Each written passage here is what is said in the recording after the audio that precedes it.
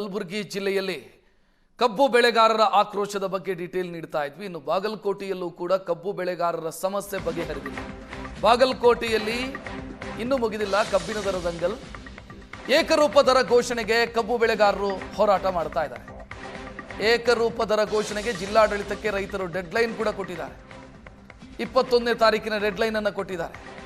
21ರೊಳಗೆ ಎಲ್ಲ ಕಾರ್ಖಾನೆಗಳು ಏಕರೂಪ ದರ ನಿಗದಿ ಮಾಡಬೇಕು ಅಂತ ಆಗ್ರಹಿಸಿದ್ದಾರೆ. ಜಿಲ್ಲಾಡಳಿತ ಸಕ್ಕರೆ ಕಾರ್ಖಾನೆಗಳಿಗೆ ಆದೇಶವನ್ನು ಮಾಡಬೇಕು ಅಂತ ಪಟ್ಟು ಹಿಡಿದಿದ್ದಾರೆ. ಒಂದು ವೇಳೆ ಘೋಷಣೆ ಮಾಡದೇ ಇದ್ರೆ ಮತ್ತೆ ಪ್ರತಿಭಟನೆ ಶುರುವಾಗುತ್ತೆ. ನಮ್ಮದು ಮುಧೋಳ ರೀತಿ ಬೀಳಗಿ ರೀತಿಯಲ್ಲಿ ಪ್ರತಿಭಟನೆ ಮಾಡ್ತೀವಿ ಅಂತ ಎಚ್ಚರಿಕೆ ಕೊಟ್ಟಿದ್ದಾರೆ. 10,000ಕ್ಕೂ ಹೆಚ್ಚು ರೈತರು ಸೇರಿ ಹೋರಾಟ ಮಾಡ್ತೀವಿ ಅಂತ ವಾರ್ನಿಂಗ್ ಕೊಟ್ಟಿರೋದು. ಏಕರೂಪ ದರ ನಿಗದಿಯಾಗಬೇಕು ಅಂತ. ಏಕರೂಪ ದರ ಘೋಷಣೆಗೆ ಆಗ್ರಹಿಸಿ ಕಬ್ಬು ಬೆಳೆಗಾರರು ಹೋರಾಟದ ಮುನ್ಸೂಚನೆಯನ್ನು ಕೊಡ್ತಾ ಇದ್ದಾರೆ. ಎಸಿ ಶ್ವೇತಾ ಬಿಡೇಕರ್ ಮತ್ತು ರೈತರ ನಡುವಿನ ಸಂಧಾನ ಸಭೆ ವಿಫಲವಾಗಿದೆ. ಸಭೆ ವಿಫಲ ಬೆನ್ನಲ್ಲೇ ಮುಂಜಾಗ್ರತಾ ಕ್ರಮವಾಗಿ ನಿಷೇಧಾಜ್ಞೆಯನ್ನ ಕೂಡ ಜಾರಿಗೊಳಿಸಲಾಗಿದೆ. ಬೀಳಗಿ ಶುಗರ್ಸ್ ಮತ್ತು ಜೆಮ್ ಶುಗರ್ಸ್ ಬಳಿ ನಿಷೇಧಾಜ್ಞೆ ಜಾರಿ ಮಾಡಲಾಗಿದೆ. ಸಕ್ಕರೆ ಕಾರ್ಖಾನೆಗಳ ಸುತ್ತ 5 ಕಿಲೋಮೀಟರ್ ವರೆಗೆ ನಿಷೇಧಾಜ್ಞೆ ಜಾರಿಯಾಗಿದೆ.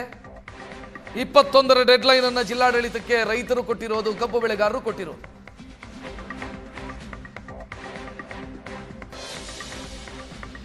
ಇದರ ಬೆನ್ನಲ್ಲೇ 3,300 ರೂಪಾಯಿ ಬೆಲೆ ಘೋಷಿಸಿದೆ ಬೀಳಗಿ ಶುಗರ್ಸ್. ಪ್ರತಿ ಟನ್ ಕಬ್ಬಿಗೆ 3,300 ಕೊಡೋದಕ್ಕೆ ಬೀಳಗಿ ಶುಗರ್ ಫ್ಯಾಕ್ಟರಿ ಒಪ್ಪಿದೆ.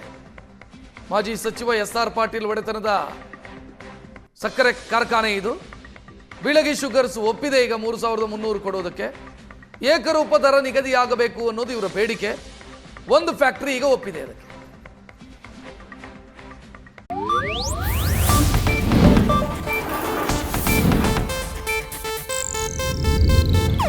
ಇದು ಏಷ್ಯಾನೆಟ್ ನ್ಯೂಸ್ ನೆಟ್ವರ್ಕ್ ಪ್ರಸ್ತುತಿ.